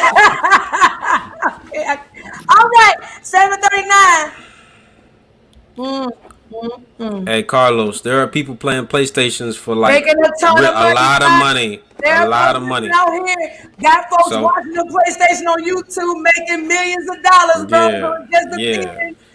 So if you want to, can you be a boss and want to play PlayStation? Yes. Yeah. You just got to make boss decisions. I guess you got to have a purpose. You got to make some boss moves with it. Yep. Yeah, listen, we gotta go. We gotta go. But let me tell you something. Whether it was before, after, during, whatever, Soraya's a friggin' boss. And I know a lot of single bosses. I know a lot of married bosses. I'm gonna say it again. Divorced, widowers, all the things. But I think my definition is, man, if you got the boss in your life, dog, you bossing. I don't care what nobody say. You can get training and growth and all that, but who you are and what all you can do, I don't know. I ain't about that. I'm about to upgrade when you with somebody, but I believe you living a full life when you're single. If you healthy, you living a full life. You can be a boss life and be single. That's just my, I've seen it, so I know you can. And it doesn't have to be the way I think this world defines boss. I'm not feeling the whole. Yeah, I don't need nobody. I ain't feeling that. But that's the definition, E. that ain't the definition. Oh my God! No, if that's the definition, if that was the definition, and if that's the definition that Lee is saying, then you're saying that this man's spouse wasn't a boss because she actually needed people. If you need somebody, you're not a boss. E. And today, again, need somebody. Let's be real. Can we be real? Can we be real for a second? Can we just be real for a second? Let's be real. In today's culture, in today's society, true or false, women are taught and celebrated to not need nor desire help or anything from a man. In certain circles. True for 2000, Alex. True for 2000, Alex. In certain circles, they're popular. No. I'm not going to answer that straight because honestly, it's a swinging pendulum. We went from you can't do nothing in your life unless you have a man. We was taught that first. You ain't nothing unless you got a man. Then we swing to the other side of, okay, I don't need a man. We swinging. That's fine. But the bottom line is it's been on both extremes in history. And I think we're just, Overseer Ed, you in the spirit. Depending on what circle you're in, you're swinging that way. Depending on what circle you're Tiara, in. that's hilarious. I get what you're saying, but but you have to acknowledge depending on what. Okay, let me ask you this: which extreme is true? Neither. You can't do nothing unless you got a man. You ain't nothing unless you got a man. They will have women trying to go to school. What you going to school for? You got to be able to cook for your man. Don't do that. All you need to be well versed in is how to iron, cook, clean, wash, and screw. That ain't true. But people thought that for years. Some people still think that. And then you swing to the other side of the pendulum and it's, I don't need nobody to be sufficient. To me, people calling one or the other successful, it's an extreme, but not everybody is taught that. E, I get what you're saying, E. I truly do. I get what you're saying, E. I'm not saying I disagree. That's not what I'm saying. Here's all I'm saying, E. Here's all I'm saying. All I'm saying, Erica, is that at the end of the day, as a culture, that's how we define it. And the reason why I'm saying that is because that's what we celebrate. That's what we celebrate. We don't celebrate the former. Shouts out to all the single mothers out there. We don't. If you see a woman, and we hear about a woman who's a stay-at-home mom, she cooks, she cleans the house, and she takes care of her family. We don't celebrate that the same way we celebrate the single woman who's doing everything on her own. She's not out here looking for nobody. She got her girls, and that's it. We don't celebrate that all the same. We don't. I'm not saying I agree with it. I'm just being honest. We don't. So when we talk about what a boss chick is, society is literally showing us what they think it is by what they celebrate. They don't celebrate. Matter of fact, I'll flip the script. Let a dude be in a relationship with a woman that's making money for the house and he a stay-at-home dad. That Negro getting trumped. We don't celebrate that. We don't. We love to say how less of a man he is. We don't celebrate that. We don't. So Sister Elkins said we celebrate our men. We're going to sit here and be honest about what society says a boss chick is. Just go to Instagram. You'll see it plain as day. I'm not saying I agree with it, but we can't sit here and ignore the fact that that's what we celebrate. Okay, well, if we celebrate that, if you're saying by definition, the boss chick is somebody who doing it on her own, don't need nobody, whatever. I know more boss chicks than not, married and single. Period. I just know more of them. And that's cool. I just know more of them. And I'm gonna say this, and I'm gonna be quiet because I ain't really say much today. I kind of let y'all do y'all. I'm just saying, I know more of them than not.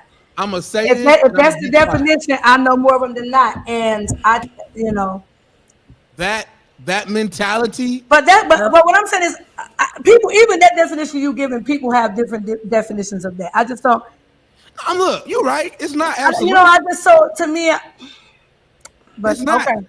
I'm with you. It's not absolute. I'm not saying what I'm saying is absolute. That's not what I'm saying. Here's all I'm saying.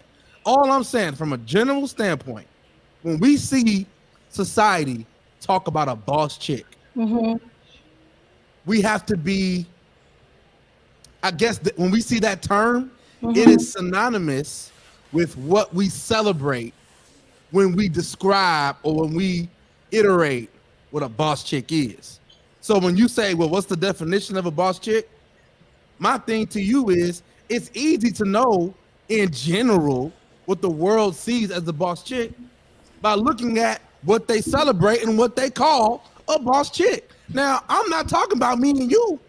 I'm just being general. I'm not talking about me necessarily. I'm just saying it depends on what circle you in, like every other definition. It depends. Hey, look, and you're right. It does depend. But here's what we can say definitively that is a common denominator. Okay. In every definition, how that woman is with the man is included. Not necessarily if she's single.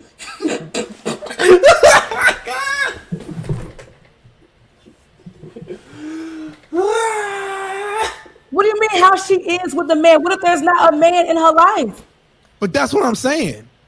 Like how she is with the man. In other words, her desire to not need or want one. Wait. How can that be? Listen, how can that be the common denominator if a person doesn't have a man in their life?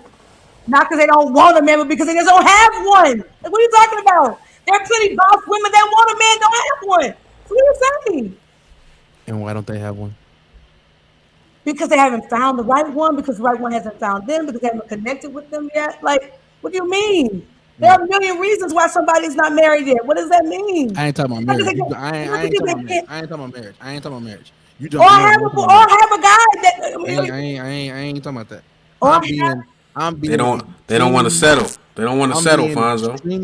What does that mean? That means want to settle, Fonzo. So are you saying hold on? So you're saying the women that are married, they settle? Is that what you're saying? That doesn't make what you're saying doesn't make sense. That's not what I said. That is definitely not what he was saying, and that's not what I was saying either. Okay, so when you say they don't want to settle, what do you mean? Explain what you're saying. They don't want to settle for what? Let me inform you from the only single one at this table. Let me inform you about the struggles and the reality of today's world. When it talk about your plight, Zoe. Talk about your plight, Zoe. In the singleness of life. From a man's perspective, we'll hear you. That's fine. And we'll be even more specific. We'll just say from my perspective. Okay. That's fine, E. I'll take that. I'll take that. Well, you have to, because you can't speak for why a woman is not with you. You can just speak for why you're not with her. I'm just going to be very general. And this is my perspective because I have friends that are in this persona. Yeah, after a while, getting married don't make you get rid of your single plan. They won't back away from it, right? So this is from my perspective. Right. Right? Mm-hmm. There is a culture, a group of women, if I'm going to be even more specific, most of them being single mothers, that don't necessarily care to marry, quote unquote, or settle, quote unquote, because in their opinion of where life is for them right now, this is like the resurrection of their 20s, right? You know, I had a kid in my 20s, so I couldn't really do all the other stuff. But now, a kid a little older, kicking, I don't got, a little bit more freedom. I'm outside. And then the next step in the real part of it is, if I've been doing something by myself for so long, after a while, I don't really care to do it with somebody else. And that's the truth. If you've been doing something for so long, after a while, you don't really care to do it with somebody else. That's not for everybody. It's not everybody. Well, I'm not being absolute. I'm just being in general. After a while, you don't care to do it with somebody else.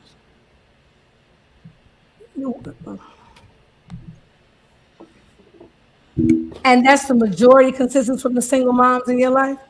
That ain't what I said. I'm just talking I'm about asking you. I'm asked. I didn't say so what you said. I'm asking. Is that the general consensus of the single from the single moms perspective in your that I life? have? And no, I ain't say perspective. I would be even more. How you? I will be even more specific. A lot of my friends that are single moms don't go to church, so they don't really have a teaching of marriage and all that stuff. So I'll even divulge that. It's just very general. You know what I'm saying?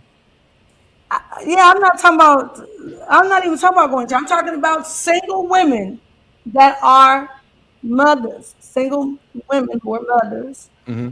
Is that the general consensus they say to you after you've been doing it for so long? You don't want to do it. A lot of them, to me, say like, "Man, I'm good. Like I've been doing this thing for myself. Like I'm good. I'm not trying to. I don't really care to involve nobody else in this." They say this. Yeah, shut up. They don't care to involve them in this. In Straight what? Up. In raising the child. They just want to have. They just want to have fun. Like they're not really trying to involve somebody else in their life of caring for their kid. Like I understand of caring for the kid, depending on how old the kid is. But I'm saying, you're saying that I'm actually again the majority of the single women who are mothers in your life, they don't care to have a partner because they feel like they've been doing it for so long. They don't want anybody. Or are you saying, there's one perspective, or are you saying that it's going to take a unique person to partner with because the situation is unique? If you have a child. Me personally, I want to believe the second thing you said because I personally do feel like there's somebody for everybody. I do believe that. So I want to believe the second thing you said, but the first thing that you said is what they say. Now, how much they believe it, I don't know. Well, let me talk to you as somebody who has been a single mother.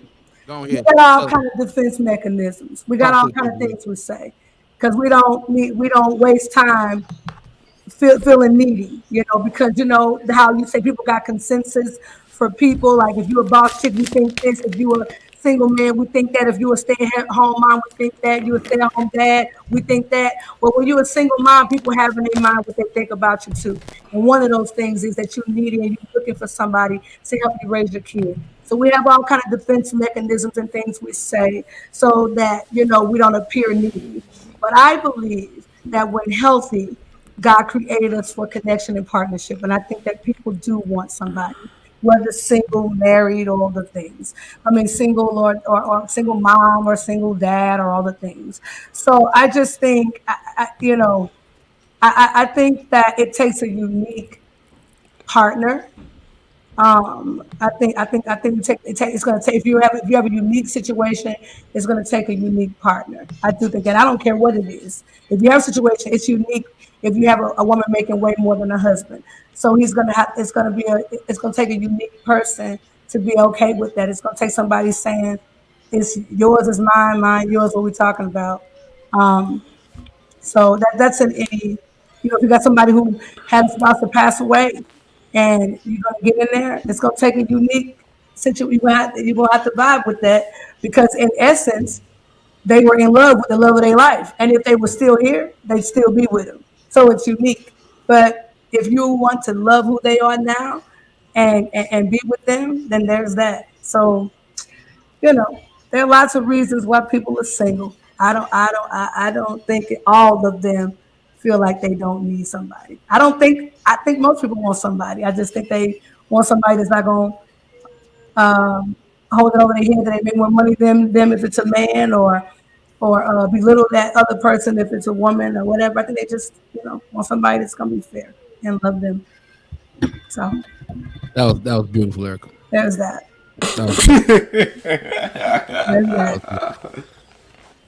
Yeah, we created for it. We created for love. It is what it is. That's what we want. That was beautiful. You should put that in the Hallmark card. It's the truth. It's the truth. Well, there's that. now. It is almost Okay, Mama 2 L. o'clock Central Time. Even a dog needs love. You're right. You're right about it. So It is good, 10 y'all. o'clock Central Time. We started this thing at 8. I think this is the longest episode. Well, you made it. You made it happen. So you you made it wasn't going to long. be Hold on, satisfied. Paul. You wasn't going to be satisfied until you got me all worked up and Hold on, pause. doing all E. this. Hold on. No. Hold on. I take offense to that. You want to know why? I ain't say nothing. It's on you now. I've excused Lee. Whatever you said, I'm just going to agree with because I'm mad at Zoe because he loves to just be quiet and then want to come zoom in on the camera and laugh and make a big old scene and all that. So I'm mad at you, Zoe. Hey, look, Yeah. you can rewatch this episode. I'm not watching nothing. How long I was I quiet. ain't rewatching nothing. Say a word. Yeah, you was quiet because you had a grenade in the puppy coat, and I don't care anymore. All right, it's fine. I was straight. I didn't say nothing. I wasn't suggesting nothing. Listen, Tiara said relationships aren't easy, so you got to be willing to put in the work and go for it, no matter how hard it may be. I think that's true. Yep. I'm with you. I'm with you. Let my final word. Well, I got 2 final words now because T just said that. T, that was really, really good, and that's kind of why I said what I said the way that I said it. It's like, people can see what you are without recognizing what you did to get there, right? So if you think that it was all sunshines and roses, all the way, well then, God bless you. But I can let you know that there was some work behind that. There was some tears shed. There was some money spent. There was some therapy had. There was some long nights and some times where some separation, some intentional separation, all those things go into what people would say is a happy relationship. Absolutely. So you get the spouse you work for. You get the spouse you earn. You are the person that is directly responsible for how good or bad your spouse ends up being. All right. So no, don't do it. Don't do it because you just like no, don't do it. These are my final words. You can't do it. You're right. All right. It's like the final statement in court. You can't. Yeah, you're right. It's like can't do it. Right. This is my final argument. That's one. And then number 2, just going back to what I said. The first part about the show. These two guys going at it in Iowa. Again, I'm just gonna end with the 2 words. Come on. Say it with me. Gasoline Snuggie. Yep. Go ahead. Oh my gosh. Oh man. Who's it? Is it my turn? Yeah. Yeah, it's your turn. Yeah, it's your turn. My final words. My final words. I'm gonna focus on the first topic that we talked about today. And I'm gonna say this. Accountability is a 2-way street. Okay. Whenever you put yourself in a position where a lot of people are watching, you gotta be careful with how you talk, and you gotta say what you mean and mean what you say. So good. If you gonna come out here and you gonna say that you support all these people, or when it's time to shut up, put your money where your mouth is, it's time to cash out. You gotta help these people. And you going on live on Facebook and having people shout and taking up an offering for a fight that ain't yours, when you the one fighting the fight, but it ain't your fight, but you got the gloves on, but it ain't your fight, but you got the mouthpiece, but it ain't your fight. When it ain't your fight, you taking up an offering, but you fighting the fight that ain't your fight. You taking up an offering for the fight that ain't yours. And the lawsuit got your name on it, but it ain't your fight. So when you doing all that, it's a problem. It's a problem. Yeah, you can't be out here taking advantage of folks. Can't be out taking advantage, folks. Mean what you say what you mean. And I also say this: shoes, Sticks and Stones. We a bunch of loving, and easygoing group of people. You don't like what I said, and you feel some type of way, come holler at me. Not on Sunday morning. No. Yeah, don't do it on Sunday morning. We've been using these pulpits like our inboxes. You know, we just out here Let's just sit Use down. it like your personal social media Facebook page or something. Man, how about you get some business and sit down? Everybody saying like your own little therapist. You got a Right. therapist sitting next to you. I'm not You saying that just with you. earn stuff all over the pulpit. We just saying all kind of stuff. But it's Yeah. all right though. It's all right though. You know, he said what he said. He wouldn't lie. And I'm gonna tell you what I said before. I don't like none of it. I'm not a fan of, 63-year-old dude marrying a 19-year-old. I'm not a fan of that. I ain't a fan of old boy pulling up to Iowa and doing all this extra stuff and put and calling for an offering and bringing a dog in the church for his own emotional support when he got a whole wife. But that ain't my conversation. That's right. That ain't my conversation. You got a dog for emotional support. You brought your dog, but you ain't bring your wife. That ain't my conversation. I'm gonna go right now. No, it's cool. His wife probably a boss chick, so she ain't show up. You are horrible. You are a horrible person. And I hope you know that about yourself. Are you a horrible person? You guys are disgusting. You guys are disgusting. I'm literally crying right now. You guys are disgusting. Joseph said he ain't got no wife no more. No, he didn't say no more. I'm sorry. Definitely not a boss chick. Okay, I'm sorry. Oh my God. My final words are as follows. Beware of where you get your advice. Okay. If it comes from someone like this, let's show you. They're dressed like this. I'm not saying it can't be important. Just take it with a grain of salt. Okay. All right. That's number one. Number two, if there's someone in your life that looks like or sounds like they don't need love, they do. So, pray that they find it. Pray that they find it.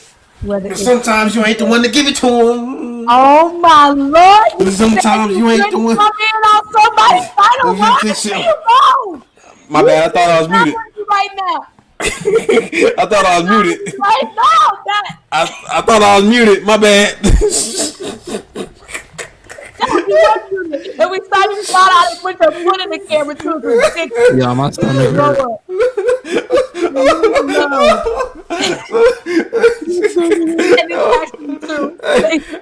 You might not be the one that can provide.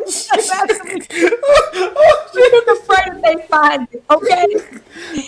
That they find love in the Father, that they find love, in a healthy relationship. I don't know what to do. I'm tired of y'all. I want them out of life. Oh, I'm tired of this church. I'm tired of thanks for staying with us this morning. We love y'all. Y'all some brothers. It's gonna be food with y'all. And it's a random Thursday. It ain't even Friday. We food with y'all, man. Sticks and stones may break your bones, but a gasoline nugget outfit ain't.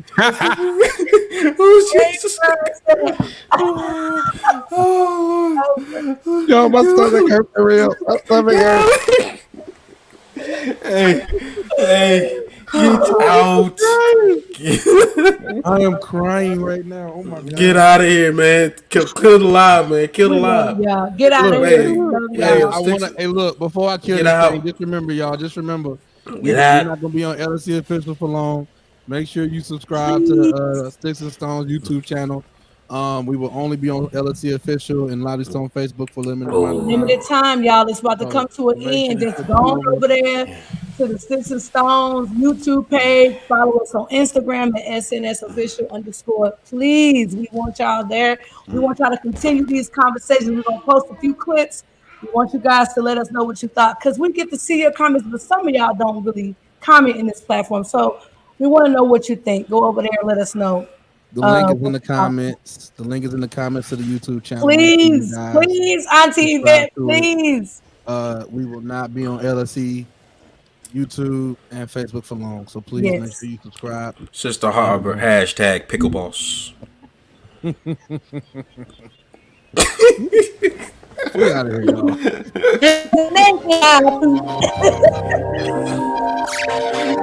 y'all.